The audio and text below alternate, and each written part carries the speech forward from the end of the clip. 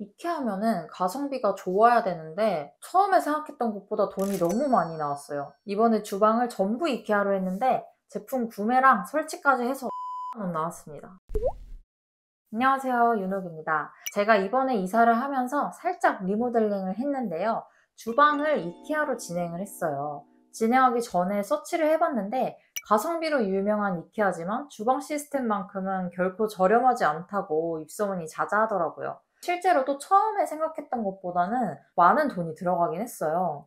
한샘이나 리바트 등 국내 브랜드에서 선택지도 있었지만 결국 이케아 주방으로 결정한 이유는 제 취향의 이국적인 디자인에 전체 서랍형의 구조와 이케아의 다양한 주방 액세서리를 사용할 수 있다는 게 마음에 들어서였어요. 주방은 매일 보는 공간이고 저에겐 집에서 중요한 공간이라 비용이 좀 비싸더라도 주방만큼은 투자를 하고 싶어서 이케아로 진행을 했습니다. 제가 이케아를 선택하게 된 몇 가지 기준들이 있었는데요. 장점과 단점으로 정리를 해볼게요. 먼저 장점입니다. 가장 큰 장점은 제 마음에 드는 디자인이 있다는 거였어요. 제가 유럽 느낌 인테리어를 정말 좋아하는데 요즘 유럽 컨셉의 카페들도 정말 많잖아요. 그래서 저도 유럽 느낌이 나는 주방을 갖고 싶어서 좀 찾아다녔습니다. 한샘하고 리바트에서도 찾아봤는데 결론적으로는 원하는 느낌이 없더라고요. 사실 깔끔한 화이트나 우드톤 주방 정도면 한샘이나 리바트가 합리적인 것 같은데 이놈의 취향 때문에 어쩔 수가 없었던 것도 있어요. 저는 디자인을 가장 중요하게 생각하기 때문에 이케아의 디자인이 가장 큰 장점으로 다가왔습니다. 이케아 주방 쓰시는 분들은 공감하실 텐데요. 이케아 주방에서 서랍형 수납이 정말 큰 장점이에요. 저도 일부분을 제외하고는 모두 서랍형으로 구성을 했어요. 예전에 일반 싱크대를 썼을 때는 뭐 하나 꺼내려고 하면 숙여서 깊숙이 들어가 있는 물건을 꺼내고 더 깊은 안쪽에 있는 물건들은 뭐가 있는지도 잘 모르는 채로 살았는데 서랍형은 숙이지 않고 안쪽까지 다 꺼낼 수 있어서 이게 정말 편하더라고요. 그리고 서랍이 중간까지 나오는 게 아니라 끝까지 속 시원하게 다 나오고 서랍의 높이가 정말 높고 위쪽에 걸리는 부분도 없어서 제한 없이 서랍의 높이만큼 다 채울 수 있는 점도 정말 좋았어요. 제가 서랍 반만 나오고 걸리는 거 정말 싫어하거든요. 서랍 안에 또 속서랍 구성을 내 맘대로 할 수 있어서 칸별로 나눠놓기도 좋아요. 또 진짜 좋은 게 여기 코너 부분은 회전 인출식 선반을 넣어서 숙여서 꺼낼 필요 없이 정말 편하게 꺼낼 수 있거든요. 저는 무거운 스타브도 넣고 후라이팬, 냄비 다 넣어놨는데 지금까지도 문제없이 너무 잘 쓰고 있어요. 그리고 이케아 싱크대의 큰 장점이 서랍의 경첩이나 레일의 하드웨어가 모두 블럼 하드웨어라는 점이에요. 국내 브랜드에선 한샘의 프리미엄 라인 키친 바흐에만 들어가는데 이케아 주방 시스템은 블럼 하드웨어가 기본으로 들어가거든요. 그래서 서랍형이라도 내구성에서 걱정도 없고 사용감도 부드럽게 열고 닫히는 게 정말 좋아요.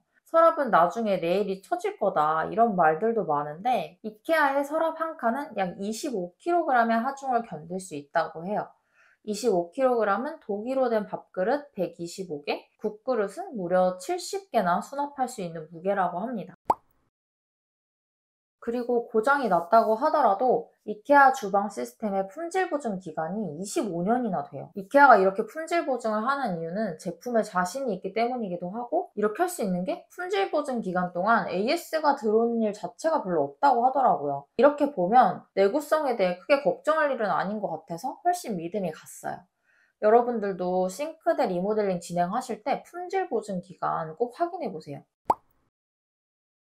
그리고 디자인 통일성을 주기 위해서 여기도 서랍 같지만 사실은 여닫이문이고 여기에 전자레인지를 넣어놨어요. 이렇게 내 맘대로 구성할 수 있는 것도 정말 큰 장점이라고 생각해요. 그리고 이케아에서 나오는 주방 액세서리 같은 걸 쓰고 싶어서 한쪽 서랍은 이렇게 휴지통으로 구성을 했는데요. 쓰레기가 가장 많이 나오는 공간이 주방인데 보이게 두기는 싫어서 이렇게 서랍에 넣었더니 정말 편하고 좋더라고요. 딱 맞게 들어가 있는 모습이 볼 때마다 기분이 좋습니다.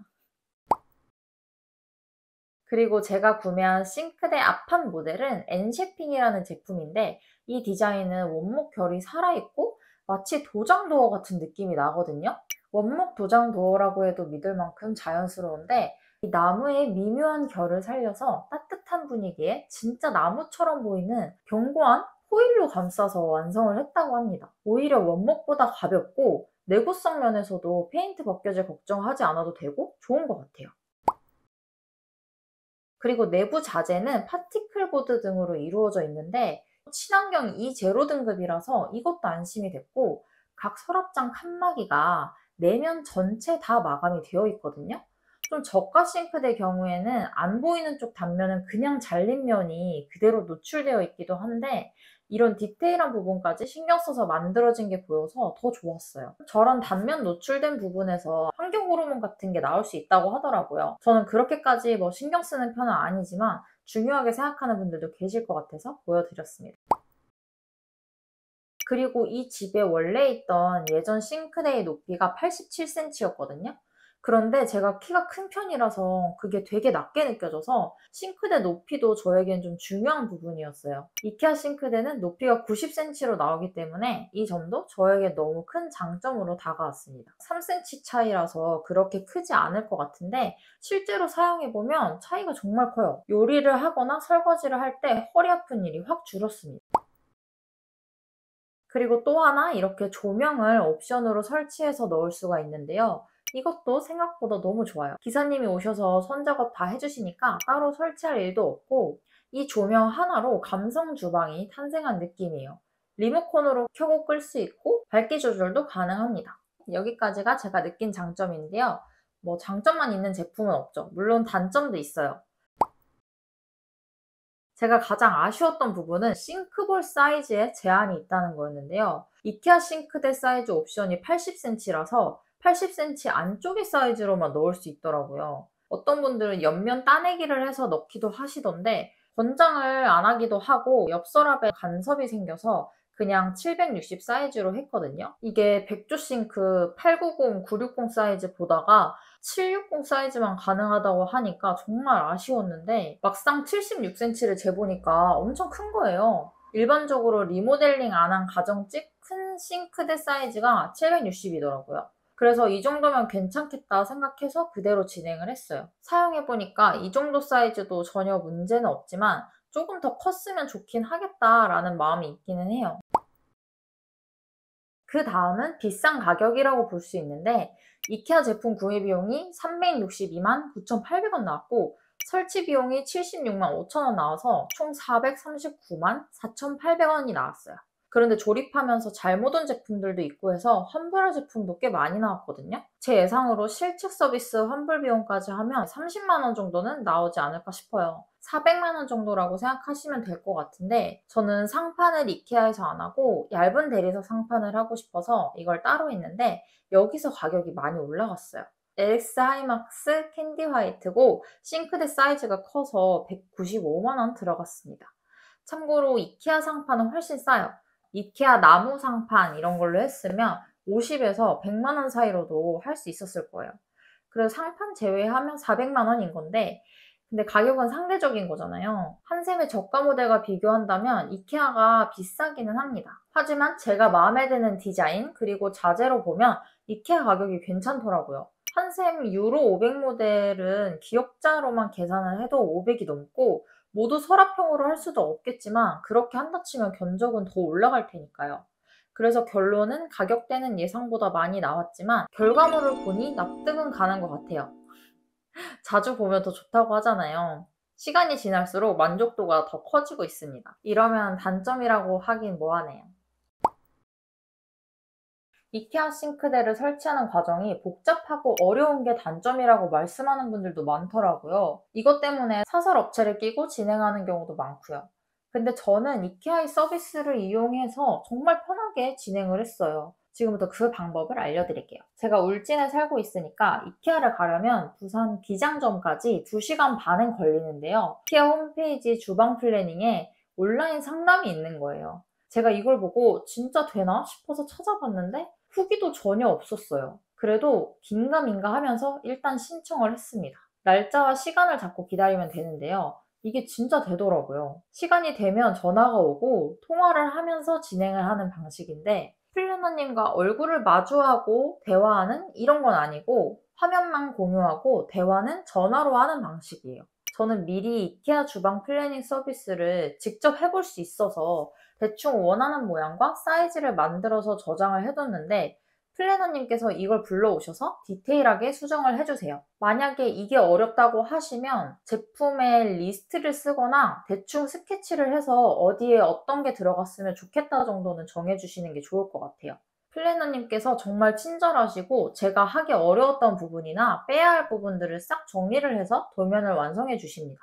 여러분들도 아예 처음부터 플래너님과 만들기보다는 이케아 홈페이지에서 원하는 구성을 그려놓으면 훨씬 쉽게 진행할 수 있을 거예요. 그 다음 도면이 결정되면 실측 서비스를 진행할지 결정하면 되는데 비용은 13만 원이 발생해요. 하지만 최종 이케아 주방으로 결정하면 환불되니까 실측 서비스까지 받기로 했습니다. 이 실측 서비스를 어디서 와서 해주실지 저희도 궁금했는데 동서울에서 버스 타고 4시간 반 달려서 실측 플래너님께서 오셨어요. 저희 집에 오셔서 실제로 사이즈 보시면서 디테일하게 라인 잡고 여백 패널을 넣어서 간격을 맞춰주시기도 하고 또 실제로 설치기사님이 오셨을 때 작업해야 할 내용도 상세하게 작성을 해주시고 기본 플래닝 단계에서는 장이 규격 사이즈라 안 들어가는 것도 재단 옵션을 넣어서 알아서 맞춰주셨어요.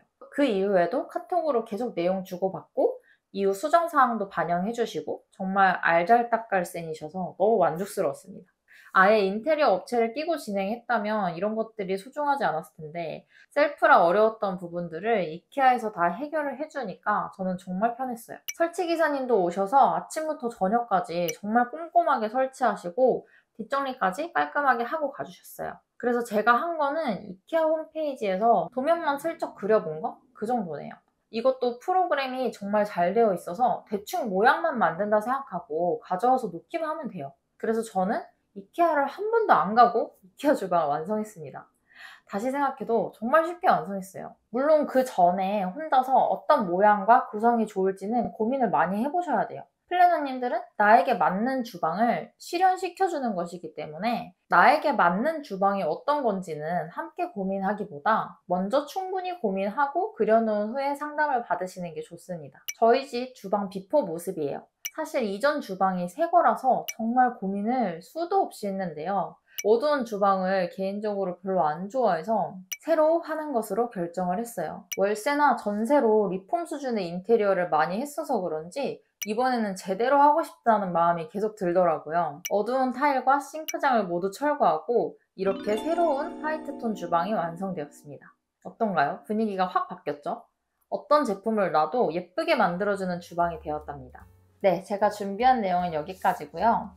오늘은 제가 이케아 주방을 사용하면서 느낀 장단점들과 설치 과정부터 비용까지 쭉 말씀드려봤는데 도움이 되셨나요? 여러분들도 감성 주방 만들어 보고 싶으셨다면 이케아 가셔서 주방 시스템들 한번 유심히 구경해보세요. 제가 사용해보니까 편리함, 디자인, 고급 자재 사용 다 따졌을 때는 오히려 합리적인 가격과 쉬운 시공까지 아주 만족했어서 추천드리고 싶습니다. 영상 보면서 궁금하신 부분들은 댓글 남겨주시고요. 영상이 좋으셨다면 좋아요, 구독도 부탁드립니다. 오늘도 영상 시청해주셔서 감사합니다. 다음에도 좋은 내용으로 돌아올게요.